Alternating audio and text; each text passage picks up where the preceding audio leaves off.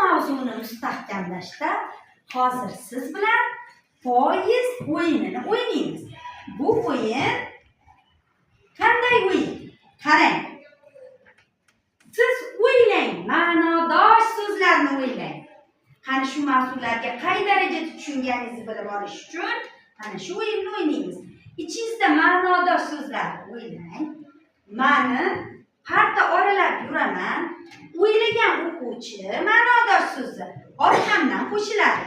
Boshladi. Kim o'yladi?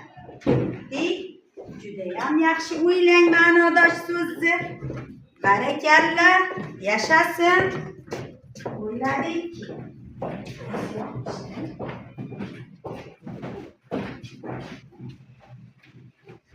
Ana endi o'ylagan so'zlaringizni ayting. Ko'ppa tipratikan.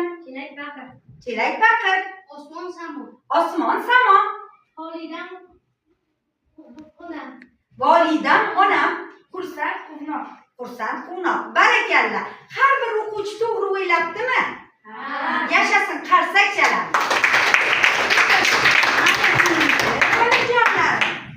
Zid ma'noli so'zlarni o'ylagan o'quvchilar ana orqamdan qo'shiladi. Qo'shiling. O'ylaganingiz qo'shiling. O'ylaganingiz qo'shiling. Qo'shiling o'rta qatordan ham.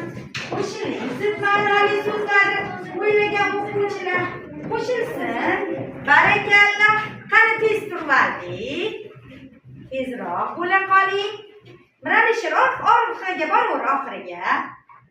O'ylagan so'zlaringizni ayting. Baland past. Yosh qari. Katta kichik. Toza kir. Tez sekin. Chiroyli xunuk.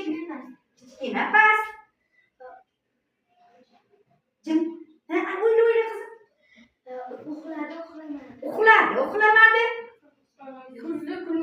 Barakalla, bir qarsak joyimizga. Otasiga rahmat. Ana endi yana bitta so'zimiz bor ekan. Shakldosh so'zlar. O'rganing buni.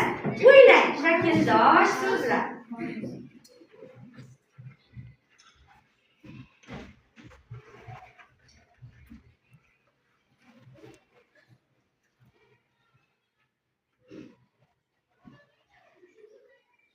To'g'ri-ku? Boshladik.